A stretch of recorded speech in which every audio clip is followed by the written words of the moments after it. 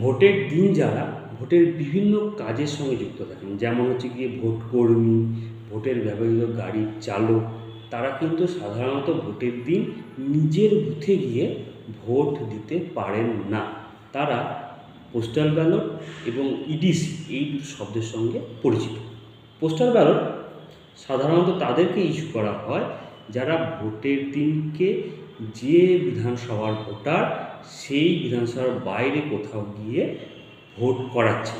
যেমন ধরুন আপনি কাটোয়া 270-এর ভোটার, আপনি ভোটের দিন 271 কেতুগ্রাম বিধানসভাতে ভোট করাতে গেছেন, তাহলে কিন্তু আপনার অবশ্যই পোস্টাল ব্যালট লাগবে।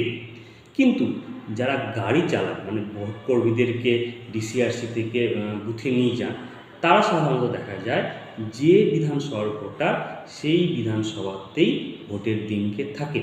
তাদের ক্ষেত্রে সবথেকে ভালো হচ্ছে কি ইডিসি, ইলেকশন ডিউটি সার্টিফিকেট।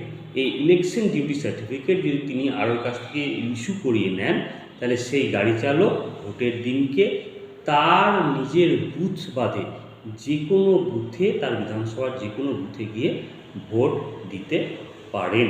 আর একটা কথা মনে করে দিই, নামটাই কিন্তু এখন পোস্টাল ব্যালট থেকে গেছে, পোস্টের মাধ্যমে আর ব্যালট যায় না, ফেসিলিটেশন সেন্টারে গিয়ে কিন্তু ভোট কর্মীদেরকে ভোট দিতে হয়।